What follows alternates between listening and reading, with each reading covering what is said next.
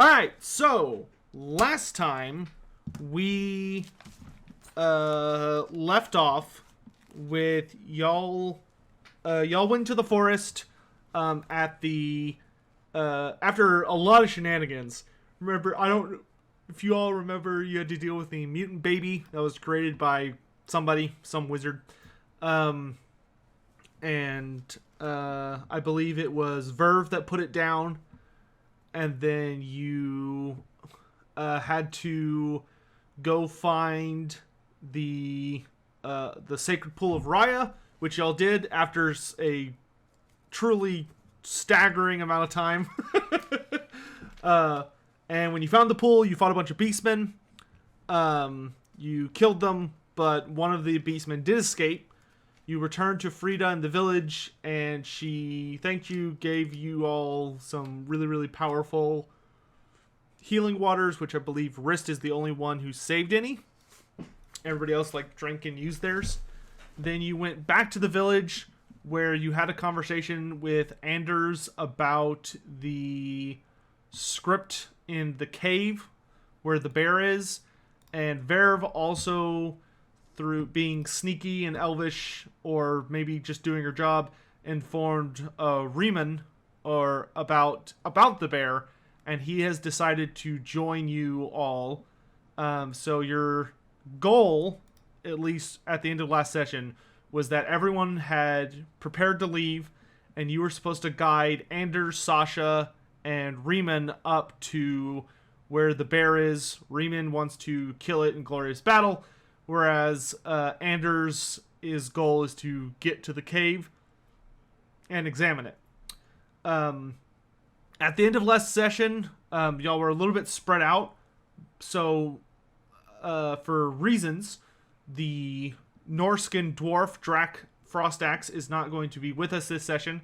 He has been essentially lured away to deal with other matters pertaining to his character, so he's not going to be with us this time.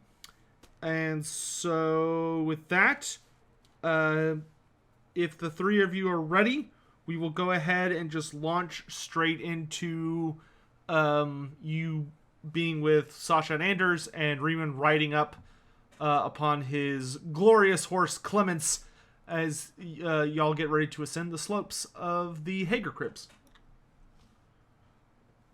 Does that kind of refresh everybody enough to get you back to where you need to be? I think so, yes. Yeah, I think so. Yeah, yes. Alright, great. So, it is early morning. Y'all have Anders comes out of his tent, and he has completely changed his outfit. So now, instead of wearing comfortable robes that he probably stays in a disturbing amount of the day, being how old he is, it just works better for him. He comes out in nice traveling clothes with some fairly sturdy but light leathers, and he's got shorts on that look like they're designed for hiking, and some excellent quality boots. And he's got there's a surprisingly large bag next to him full of all sorts of different instruments and tools, which Sasha comes out in her very northern Kislevites styled armor, and she effortlessly picks up the potentially very heavy bag from the sound of the number of tools in it that sound like they're made out of metal or even stone, and just casually throws it over one of her shoulders as if it weighs nothing. And he turns to the three of you and says, "Ah, good. I think we're about ready to head out then." Yep, I got some food for the road, and I should be all ready. He will go, "Oh, food, of course," and step back into the tent and come out with another bag that's just as full as the last one, and hands it to Sasha, who rolls her eyes but takes it and throws it over her other shoulder. And a few seconds later, all of you hear the whinny of a slightly irritable horse as Riemann comes riding up behind the five of you upon his gallant steed, which it doesn't have any armor, but it does have the traditional, it has like a light version of the traditional Bretonnian cloth armor, in that it kind of has like draping cloth showing various symbols denoting the chivalry the heraldry of Bretonia. And he's fully kitted up in his armor, which he doesn't have full plate by any means. He's mostly covered in leather armors, but he does have chainmail over his chest and his hands. He is carrying a lance and a shield. He has a sword buckled in at his waist, and he does wear greaves. And he nods to the lot of you, his eyes lingering on Sasha for a moment before he focuses more on the others of you. And he says, well then, I believe we are prepared to go then. I will look to Anders and say, shall I lead the way? He nods and says, oh yes, my dear, I think having an Azrai lead the way would be probably the most valuable route we could take. Probably the best choice, Lord Anders. Be sure you switch your role as-is to your character, just to avoid confusions. Alright, and you head up into the peaks. Whoop. So, I've been this way quite a few times now. Correct. Do I need to roll? No. Or... No. Y'all got the path down pretty good at this point. So you all head up into the... you know what, I'll just... One second, I'm going to fix this, because if I don't, it's going to bother me. Get rid of that grid. Get rid of that grid! Over my fancy artwork that I stole off Google. Anyway, you head up into the lower slopes of the Hager Cribs, and you get through the forest without any issue.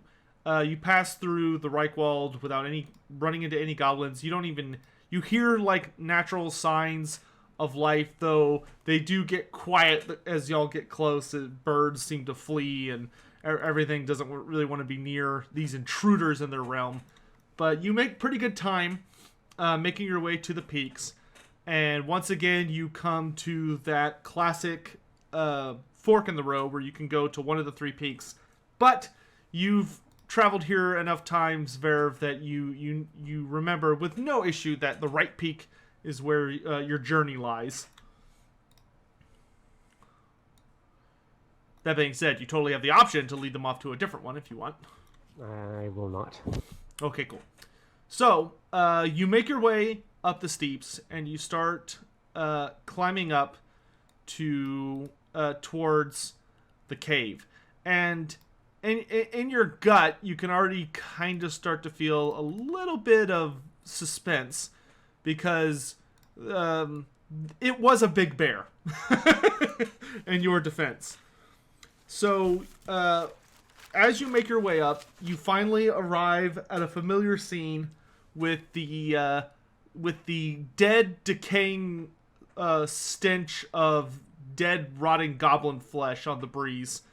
And as you crest up the hill, you all pause just down the stone steps that lead up to the cave proper, he says, as he tries to move the screen enough that he can do this. There we go.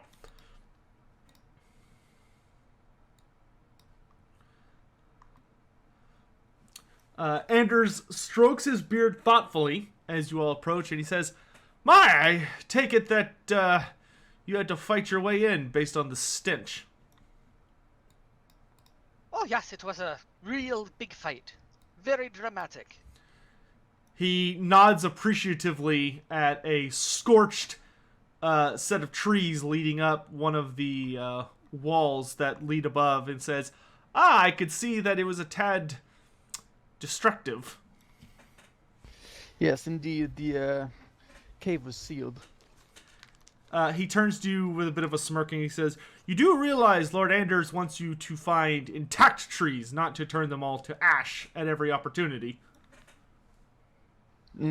I will say nothing.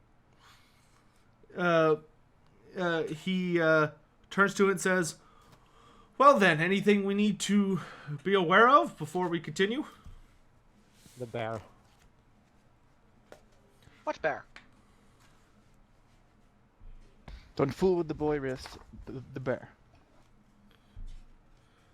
Riemann nods excitedly, and he says, you said it was a large beast, correct?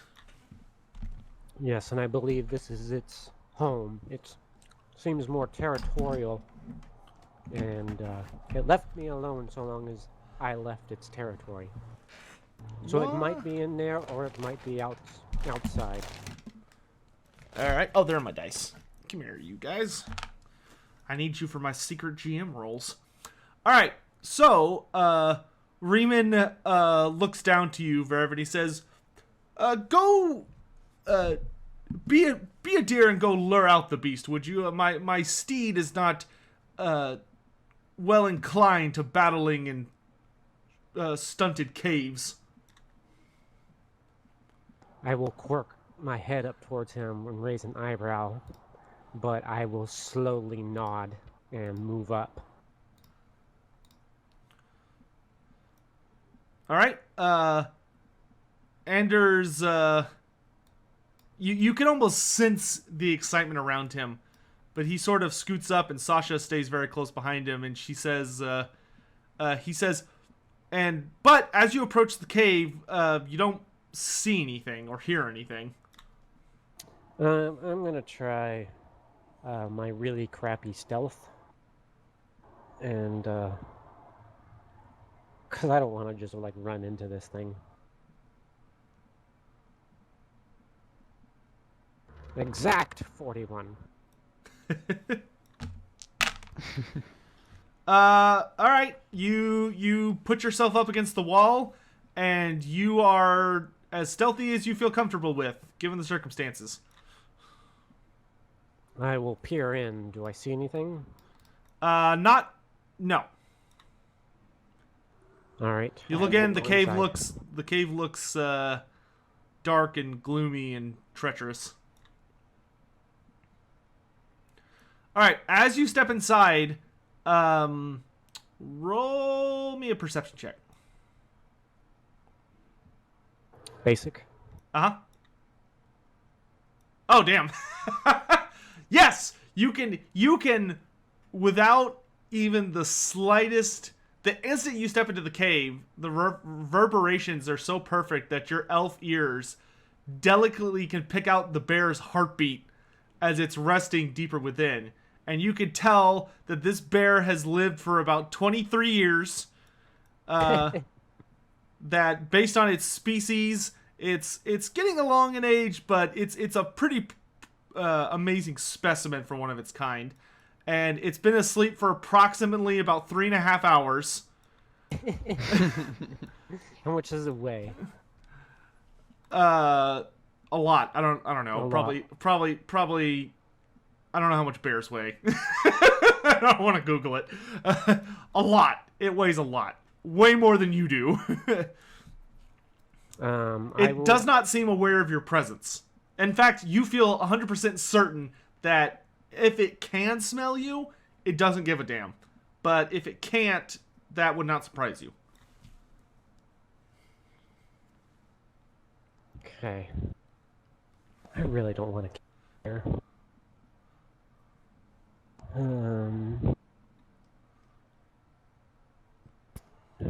Didn't I have a...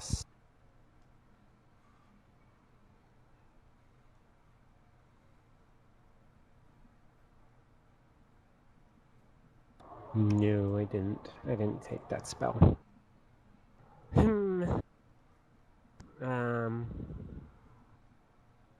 I will come back outside and say it is sleeping, Sir Raymond.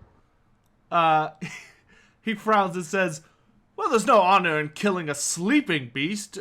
Awaken it." I will say to Rist, are we here for honor or are we here to clear out the cave? We're here to clear out the cave. I don't know what they're here for. But as long as he wants to fight it, I'm perfectly happy to give him that glory. Fair enough. Anders will thoughtfully reach inside one of his pouches, and he says, "Perhaps I have a rather strong smelling unguent that might awaken the creature without putting our dear Verve in terrible harm's way." I will look, I will smile at this and say, yes, I would like not to have to poke it. Anders does kick at his steed and get it to vault the steps and take position, and he nods his head to Anders, with Sasha carefully guarding him. The moment he takes a step, he takes a small plant out of his pocket, and the instant he steps up on the top step, you can, with your amazing perception verve, feel that almost in a laughing manner from the gods of nature themselves, the wind suddenly shifts and starts blowing from the direction of your companions into the cave. And a fraction of a second after you feel it pass you and head deeper in, you suddenly hear a loud, deep huff noise as something colossal starts to shift to its feet.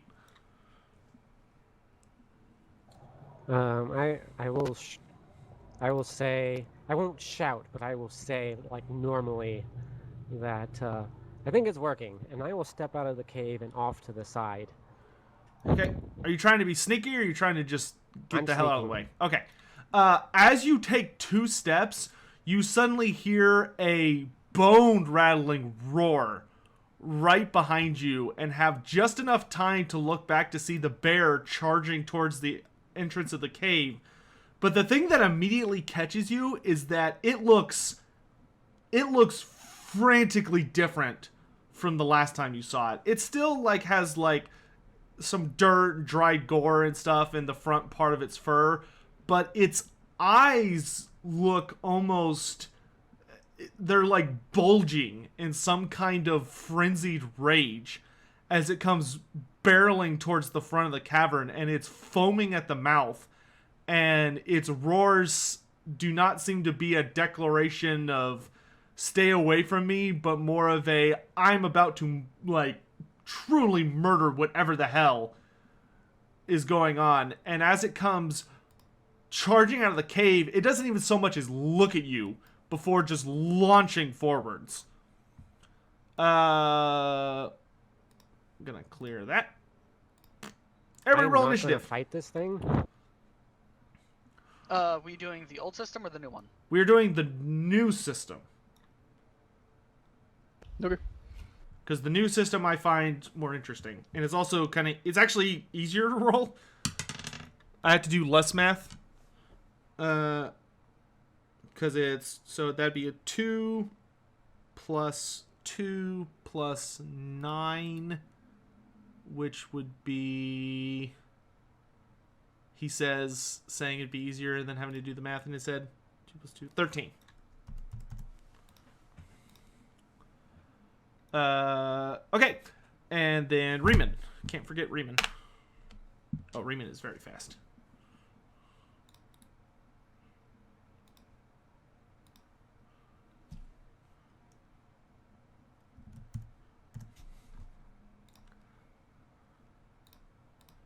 All right. So, the second the bear comes launching out of the cave, Riemann shouts something in a language none of you understand because it's Bretonnian, and kicks hard into Clemence's flanks, and the horse charges forward, and he brings his lance slamming toward directly at the bear. Okay. But unfortunately for him, as the lance comes swooping down, the bear seems to turn its attention to him, and surprisingly, with surprising agility, deftly shuffles just out of the way, and the lance sort of spikes past its shoulder. Verve. I do nothing. I pass my turn. Okay, wrist. I will move up to gallantly stand in front of Anders. You notice that Anders seems very calm, and Sasha is still holding the bags over her shoulders and seems to be making no attempt to draw her weapons. Alright, the bear lurches forward, and you notice that this bear is so damn colossal, even for one of its species. I've said that word too many times. That it makes the horse look rather fragile in comparison. And it comes in, teeth seeking the horse's throat, but with an expert, Riemann pulls back on the reins, and Clements carefully manages to dodge aside with little issue. That reminds me, all you guys need fear checks. Riemann is fine. I'm fine. Okay. It's just a big scary bear. And this creature counts as large, I believe. So if you're afraid of it, it does count as terrifying. Then I'm terrified. You would be feared because you're only one size smaller. Hold on, let me look at Unless sizes it's again. huge. No, it is large. Okay, so I'm just... It is not griffin sized. So yeah, you're just afraid then. Yeah, there's the size rules for one level of difference. Ah, thank you. All right, Verdstat, you're up.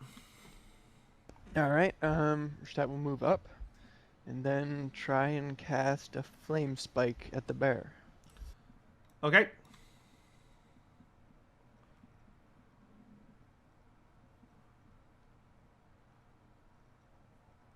Move to around there.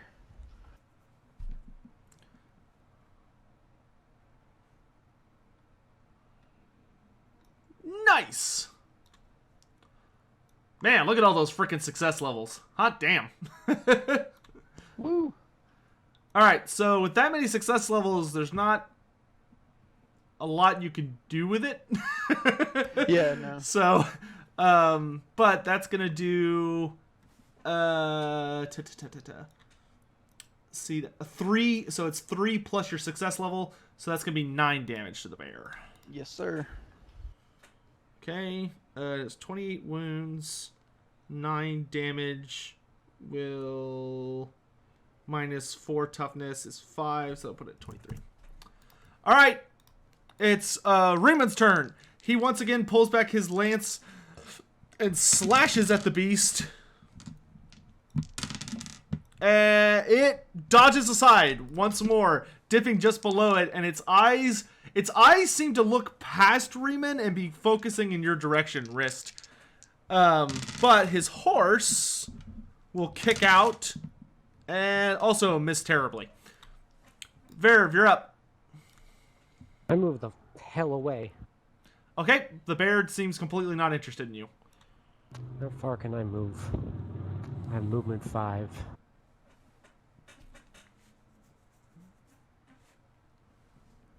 Oh, and I almost forgot. Verstat, after your spell looks out, Riemann kind of leans into his saddle and says, "No! Do not sully my victory with such cowardly tactics!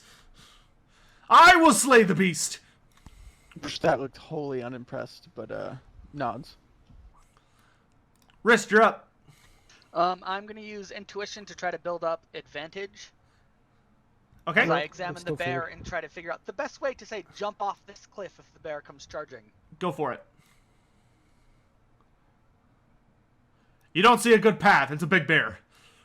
I'm going to use a fortune point to make that a success. Okay, you think that if the bear were to charge at you, there's a solid slope to your left that would not result in you going down a set of stone steps, presumably to an early death or injury. So if you were to throw yourself to the left, you feel very confident you could probably avoid an incoming charge. The bear at this point lets out another roar, and it stomps forward, seeming very irritated with Riemann's position. But once again, he is able to deftly pull back out of its reach as it slashes at him and his steed. Vertstat, you're up. Can I also use intuition to examine the... Okay, I will try to examine the bear for, like, weak spots. Like, I know it's foaming at the mouth, but is it looking particularly weak anywhere else? You cannot do it for weak spots. Oh, okay. That would require animal care. I failed anyways. Okay, you can, like, initiative you can use to, like, observe the battlefield for, like, environmental tactics. All right, Riemann's turn again. He, this time, he throws his lance aside, deeming it an an elegant, there we go, weapon for the current trial at hand, and draws his sword and slashes at the beast before him. And he does score a hit. His blade comes raking across the bear's face, tearing away fur and flesh in a explosion of tuft, but it seems to be a fairly not a very deep scratch. His horse does also kick out its hooves, but the bear is able to lumber aside. Verv. Let's see if I'm afeared again. Yep, I'm still afraid. Screw this fight. Understandably, I would be scared too. So I will find a small place and hide. Okay. Well, there are some lovely boulders over there to hide behind. I will hide behind said boulders. All right, Wrist, you're up. All right. Go, Sariman, you can get him. You're doing a great job. Just keep the shield up. Yep, that, get him. And I'm going to do the leadership to give him my advantage. Ooh, I like. Yep, I give him one advantage. Oops. All right, he's at 2 advantage. All right, the bear. The bear seems just goes for an absolute like body push at this point. It lurches forward and tries to slam into the horse. And oh boy, does it! The bear lowers its head and just charges, slamming into the steed and just forcing it back through sheer brute power and force before before slashing at it as it leaps away, cutting through a good amount of its cloth and deeply wounding one of its shoulders. Clements lets out a pretty high whinny, but seems to stabilize under... well, does he? Yes, he stabilizes under Riemann's expert horsemanship as he tries to steady his mount and scowls. Vertstat, you're up. Verstappen will reposition, so just in case the horse gets pushed back further, he doesn't get run over. Hopefully. And yeah, we'll try to examine like the cliff face behind the bear. See if like if I casted like a fireball, it could launch anything down. Okay. All right, you do see some points in the rock that look particularly weathered and aged. If you fired a perhaps large enough explosion, perhaps you could launch something out to cause a distraction, if not actually cause damage. Gain an advantage point. Nice. All right, Raymond licks out with his sword. Ooh, that was a beautiful hit. Mental math. 2 plus 6 is 8 minus 5. 13. All right, Raymond brings his sword careening down, and it bites deep into the bear's hide, cutting all across its back and ripping a massive gash that bleeds profusely as he wounds the great beast. And it lets out a agonized roar before and sort of lurches back, shaking its head side to side, but still seems relatively strong. Verv, you're up. All right, stay put. He's got this. He's fine. Wrist, you're up. All right, I'm gonna use leadership to try to rally Verve so she's not hiding behind a rock. And Okay. to get somewhere better than behind that rock. Okay. What are you hiding there for, Verve? Get back a bit further. Don't steal his kill. Sneaky elf.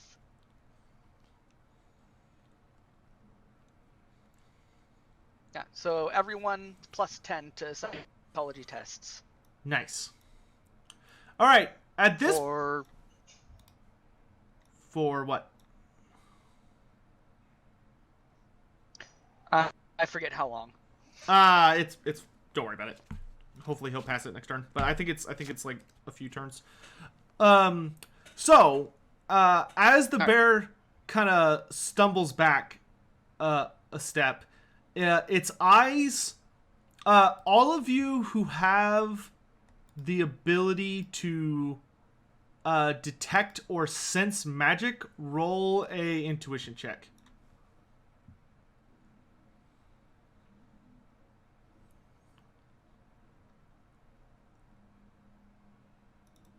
Okay. So Vertstat, the only thing you notice is you hear the sound of Anders' bags hitting the ground, and Sasha suddenly grabs him by the shoulders and wrenches him back.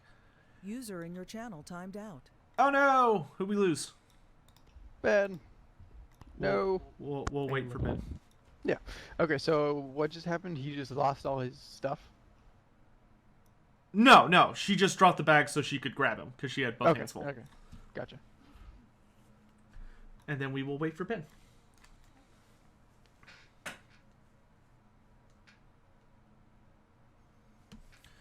So how is everybody? User entered your channel. Okay, there he is. Never mind, I don't care how you are.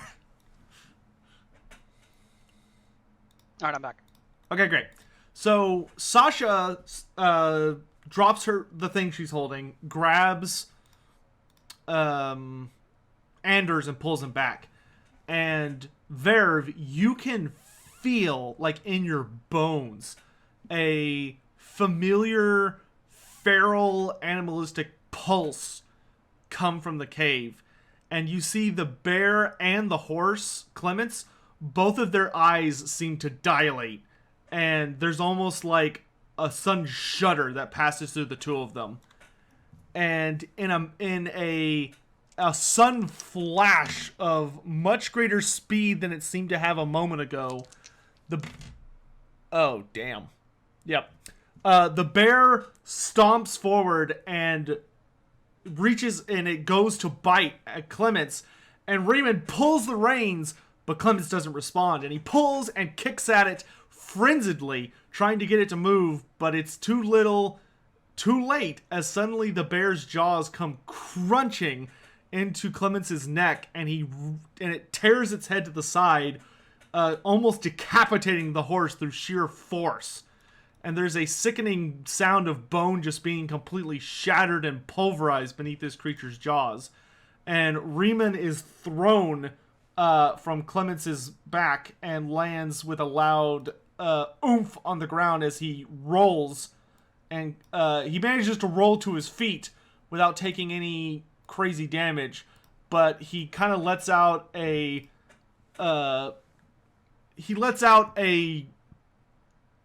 gutted gasp as he sees his mount bleeding out on the ground, as the bear lets out a guttural roar and seems to focus its attention towards Wrist. Vertstat, you're up. Seeing the frenzied bear, He said not to interfere. he does not have it under control. I will cast Flame Spike just to build up advantage, hopefully.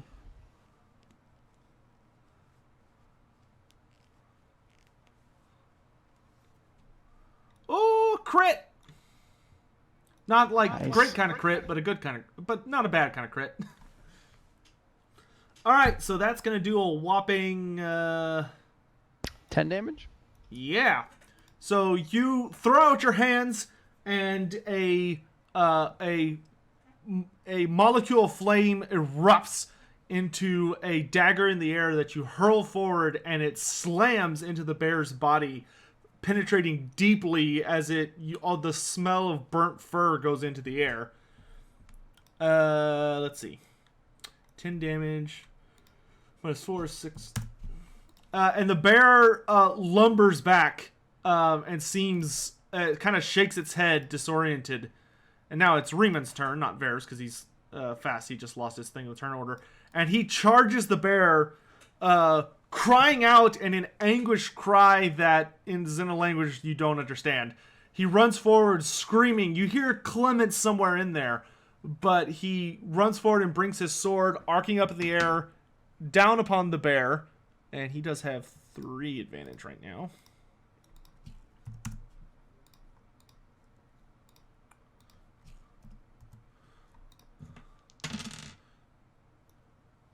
But the bear hears him coming, and the fire almost seems to act as a focus through its frenzy as it glares at the man trying to decapitate it, and it jumps back, avoiding his blade just narrowly. Verv, you're up. Okay.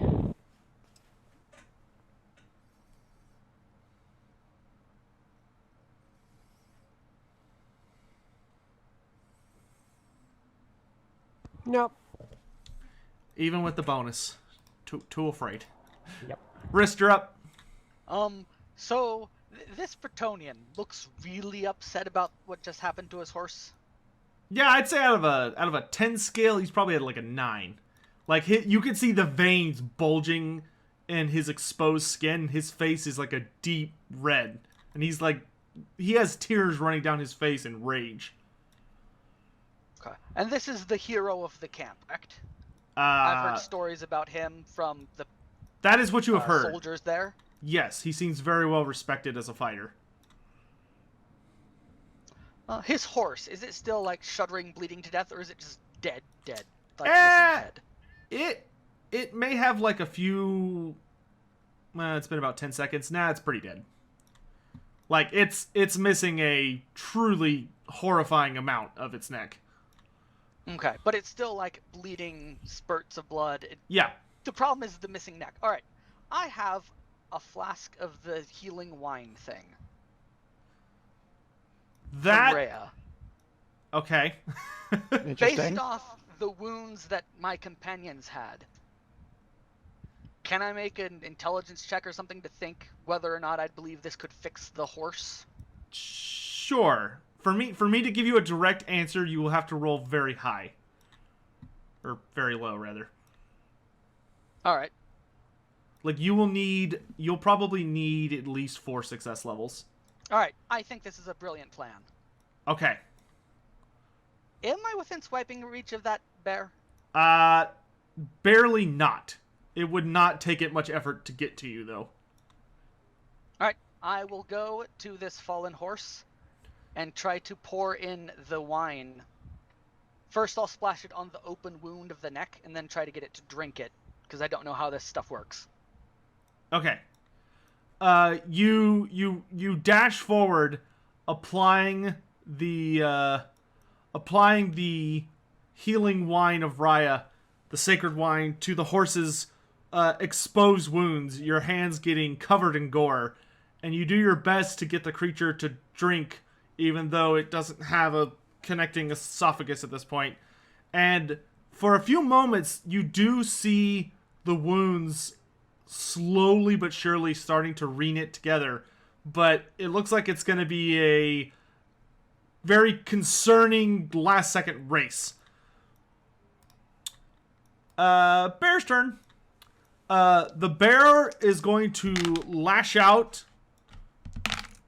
and Riemann is going to throw up his shield as the bear's claws slash across it, and there is a horrible screeching noise as the claws drag across the metal, and then the bear swipes in with its other paw. And Riemann narrowly, just barely dodges under it. Verstadt, you're up. All right.